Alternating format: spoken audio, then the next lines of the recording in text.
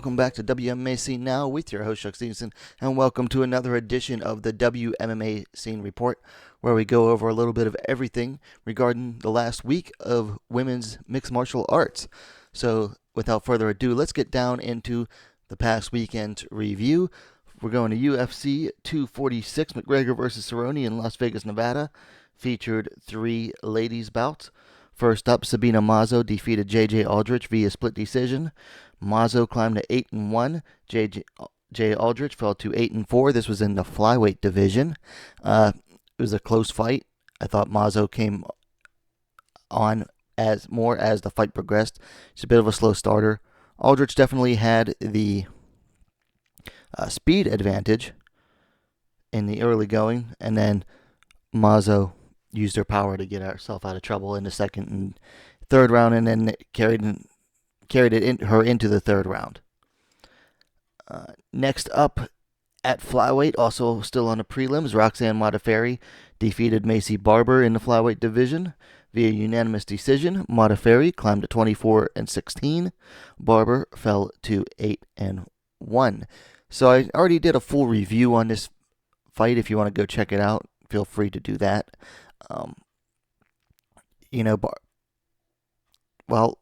Roxanne Modafferi's experience, skill level really shone through in this fight, particularly in the first round, where she was able to outstrike Barber and then take her down and dominate the fight from there.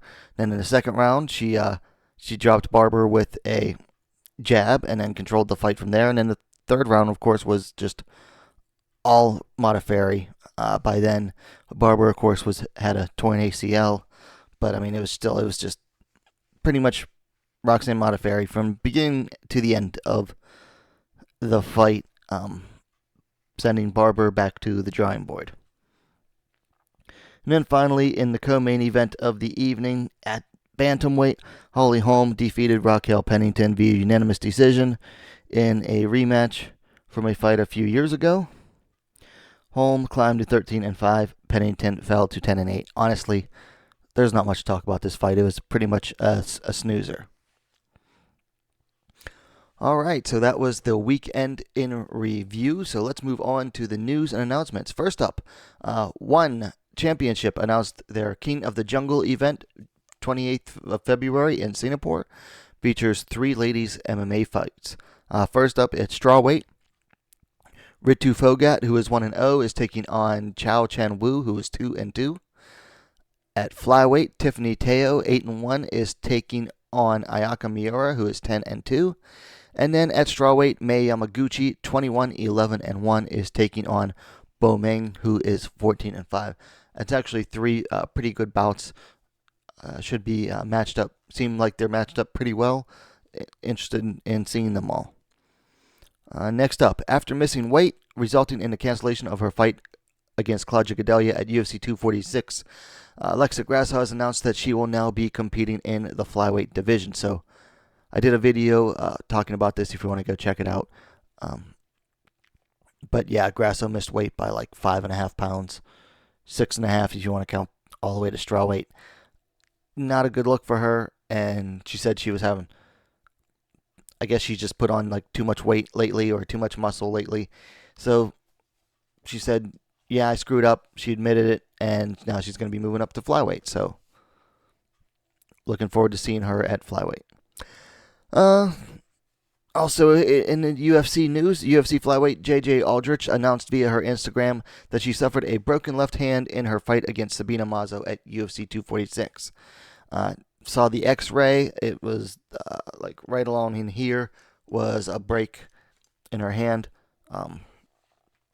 Good luck to JJ in the recovery process, because when so much of your job relies on you throwing your hands, it's hard to recover from. Just ask Alexa Grasso, who's broken her hands a few times. A bantamweight bout between Ketlin Vieira and Marion Renault has been announced for UFC 250 in Sao Paulo, Brazil. I'm not sure of the date on that. And then finally, former King of the Cage champion and Ryzen veteran Melissa Karagiannis has a fight set for Prospect FC 13 in Toronto, March 8th. opponent to be announced. She announced that via her Instagram account. So that was the news and announcements for this past week, which brings us along into our UFC Rankings Updates, a little segment I also like to call the fuckery. So let's see what's going on. Okay, in the strawweight division, Alexa Grasso moved down 2 spots from 11 to 13, resulting in Felice Herrig moving up from 12 to 11, and Tisha Torres moving from 13 to 12. Okay, kind of a goofy move in rankings. I mean, she didn't actually fight. She didn't actually lose. She just missed weight. So how do you move down to rankings based on not fighting? Doesn't make any sense to me. Also, she's going to be competing at flyweight anyway, so it doesn't matter. At flyweight was where the most moves happened. Roxanne Modafferi moved up 2 spots from 7 to 5, resulting in Viviane Araujo moving down from 5 to 6, and Lauren Murphy moved down from 6 to 7. So this just goes to show you that when it comes to the UFC rankings, it doesn't matter whether you beat someone lower ranked than you or not. If you're someone who is hyped, you can move up after beating a lower ranked fighter, or if you beat a hyped but lower ranked fighter, guess what? You're going to get to move up then too. Also at flyweight, Jeon Kim moved up 1 spot from 15 to 14, resulting in Paige Van Zandt moving down from 14 to 15. Okay, whatever.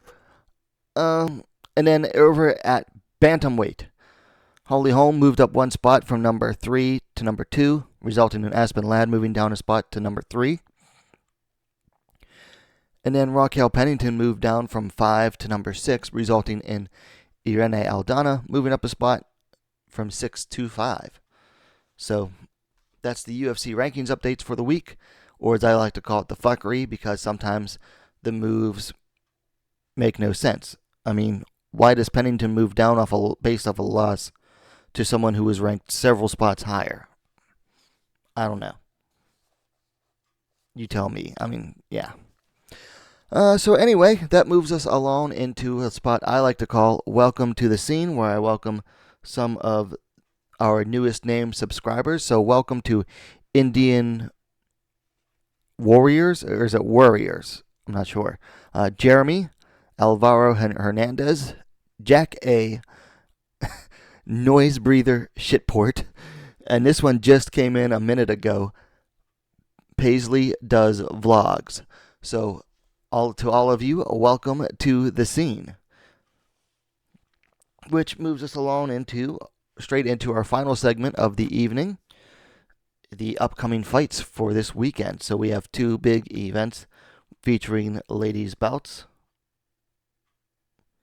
Let me get into them. First up, UFC on ESPN Plus 24, Blades versus Dos Santos, or you can just call it UFC Fight Night Raleigh. Features 3 ladies' bouts. First up, Sara McMann versus Lina Landsberg at bantamweight. McMahon's coming in 11-5. The Elbow Queen Landsberg coming in 10-4. Let's see, McMahon is riding a 2-fight losing streak. Of course, this is her first fight in almost 2 years. She had a child and took some time off. Landsberg is coming off of 2 straight wins. First up over Tanya Evinger, and then over Macy Chiasson. McMann is the slightly older fighter, 39 years to Landsberg's 37. Neither of them are exactly spring chickens. Landsberg is an inch taller, 5 feet 7 inches, 170 centimeters, to McMahon's 5 feet 6 inches, 168 centimeters. However, McMann has an almost negligible reach advantage, 66 inches, 168 centimeters, to Landsberg's 65.5 inches, 166 centimeters. Just means McMahon has some really broad shoulders. All right, so I'm picking Landsberg in this fight, and that's because she's been active. She's not as rusty. She's very strong in the clinch. And, even before the 2 years of ring rust, McMahon just was not looking so great. in her last couple fights. I mean, she got submitted by Ketlin Vieira and then Marion Renault. I mean, neither of those two are losses or, nothing to put her down for. But she just seemed on the down slope of her career even before having a kid in her late 30s. So now that she's 39, she's coming off of 2 years of ring rust. I just don't trust McMann to come back and win this one. So we're going with Lina Landsberg. Next up, also on the flyweight, Justine Kish coming in, taking on Lucia Povova at flyweight. Kish is 6-2. Povova coming in at 8-5. Now, Kish is coming off of 2 straight losses. First to Felice Herrig in strawweight, 2.5 years ago. And then to a Jeon Kim almost 2 years ago at flyweight. Povova, on the other hand, is coming off of 3 straight losses. First to Irene Aldana via split decision, then to Liz Carmouche, and I believe both of those were at bantamweight. Or no, Aldana was bantamweight, I think Carmouche was flyweight. And then coming off a loss to Antonina Shevchenko about 5 months ago. Kish is the older fighter, 31 years, to Povova's 25. Looks like Povova is the taller fighter, 5 feet 8 inches, 173 centimeters, to Kish's 5 feet 5 inches, 165 centimeters. And Povova will have a slight reach advantage, 67.5 inches, 171 centimeters, to Kish's 65 inches, 165 centimeters. So this is potentially a do-or-die fight for either fighter. Kish is just not as active and coming in off of 2 losses, whereas Povova coming in on 3 straight losses. Now, my pick here is Povova. 1, she's more active. 2, she's not as injury-prone. And 3, these fighters are both kind of the same. They're not the cleanest of fighters. Like, their technique isn't as polished. But I think Povova just does everything a little bit better. I think Povova is basically a better but still unpolished version of Justine Kish. So I'm going with Lucia Povova to win this one. Then finally on the main card, down at strawweight, Hannah Shockwave Cyphers taking on Angela Overkill Hill. Cyphers coming in 10-3. Hill coming in 10-7. Cyphers is coming in off of 2 straight wins over Polyana Viana and then Jodie Escobel. Hill's coming in off a win over Ariana Carnelossi, preceded by a loss to Yan Xiaonan. Hill's the older fighter, 34 years to Cyphers 27. Hill's going to be taller fighter, 5 feet 3 inches, 160 centimeters, to Cyphers 5 feet 1 inches, 155 centimeters. And then Hill has a reach advantage, 2.5 inches at 64.5 inches, 164 centimeters, to Cyphers 62 inches, 157 centimeters. This, I think, is probably the closest fight of the evening. Hill is definitely the faster fighter. She's definitely the more polished striker. Cyphers, I would say, honestly, packs more power in her punches. I'm going with Hill on this one. But this largely depends on can Hill keep up the pace for all 3 rounds. She's not a finisher. We all know she's not a finisher. Here's the problem with Angela Hill, though. She comes from Alliance Gym, and Alliance all seems to adopt that Dominic Cruz, busy for the sake of being busy footwork. And then they all get tired after a round. And Hill is definitely one of those fighters who, she starts off, she's bouncing around on her feet, bouncing around on the balls of her feet, in and out, side to side. And it's not really doing anything. Like, she's not really using it as effectively. And then she gets tired after a round. Like, she slows down significantly. Now, depending on how much she slows down, Cyphers could start to land some of her punches. We'll have to see. But for now, I'm going with Angela Hill. She's more experienced than Cyphers. Which brings us along to Bellator 238. Two ladies fights, both on the main card. First up, Ava Knight coming in 1-0, taking on Emily Geddes, coming in 3-3. Looking at the stats here, this is at flyweight, by the way. So the lady of boxing, Ava Knight's the older fighter, 31 years, to Geddes, 26. They are the same height, 5 feet 4 inches, 163 centimeters. I don't have a reach available for Geddes. However, Knight is listed at 66 inches, 168 centimeter reach, according to Tapology. So I went back and watched the one fight I knew I could find of Geddes back when she was still Emily Prince and Invicta. I'm going with Knight in this one. She's a far more polished striker on the feet. Still has a lot of work to do as far as her groundwork goes. So if Geddes can get her down, she'll have some trouble there.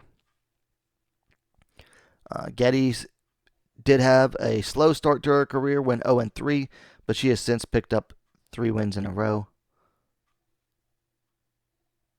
But they were all at strawweight.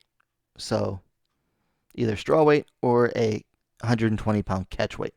So she's moving up in weight here. So that's where Bellator puts in that little catch there. So they bring in a fighter who has won her last 3, but is coming up in weight. I'm still going to go with Ava Knight on this one. And then finally, in the main event, 145-pound featherweight championship, defending champ Julia the Jewel Budd taking on Christiane Cyborg Justino. Budd coming in on, well, I forget how many wins. Like a lot. Budd hasn't lost since 2011 in a loss to Ronda Rousey in Strikeforce. Cyborg coming in off of a win over Felicia Spencer, unanimous decision, before getting knocked out by Amanda Nunes just over a year ago. Budd is the older fighter, 36 years to Cyborg's 34 years. They are both listed on Tapology as the same height, 5 feet 8 inches, 172 centimeters, and an identical reach of 69 inches, 175 centimeters. So you have the kickboxer who learned wrestling in Budd taking on the brawler who learned to actually, be patient for the most part in Cyborg. Budd is, really ready to go in this one. She feels that she has been overlooked since the very beginning in this fight. She feels like Cyborg has been getting all the attention, and she's been overlooked by everybody, including the promotion. Cyborg is looking to come in and, rebuild her brand. She's still she's still feeling the effects of the knockout loss to Nunes. Plus, she's back with Scott Coker and Bellator. This fight really comes down to, well, can Cyborg frighten Budd with her striking and her power? If Budd doesn't get scared of Cyborg's power, then she is less likely to get knocked out. So if Budd can earn Cyborg's respect, then this fight will go longer. Honestly, the longer this fight goes, the more I favor Budd. She is just as strong as Cyborg. She doesn't hit quite as hard, but she also hits hard. And she's more willing to take the fight into different territories than Cyborg is. Cyborg is going to want to stay on the feet the whole time. She's never been one to want to take the fight to the ground, whereas Budd is more than willing to take fights to the ground. If Budd can overcome the initial volley of Cyborg, she has a far better chance. As far as making an actual pick, I don't know. This fight's very hard to call for me. I know Cyborg is the overwhelming favorite, but people are forgetting that Bud has shown a lot of improvement over the last several years. She's arguably been fighting just as high a caliber of opponent as Cyborg has, if not higher. Bud has regularly been fighting featherweights since moving to Bellator, whereas Cyborg was feasting mostly on bantamweights in the UFC. So Bud was fighting naturally larger fighters. So honestly, I have a hard time picking a winner. I'm going to go with Cyborg just because I don't see the judges picking against Cyborg in this one, not in Strikeforce's home territory, or excuse me, Bellator's home territory, Scott Coker's home territory, not when he's so hyped up on promoting Cyborg. I'm not saying that there's going to be anything crooked. I just don't see Bud winning a decision against her. So we're going to go with Chris Cyborg. All right, so that was this weekend's preview, which means that's it for the show. Let me know your thoughts in the comments down below. Of course, likes are always appreciated. And what are you waiting for? Subscribe to WMMA Scene Now, the fastest growing women's mixed martial arts dedicated platform on YouTube. Don't forget to hit that bell for notifications. You'd be a lot cooler if you did. And we'll see you next time.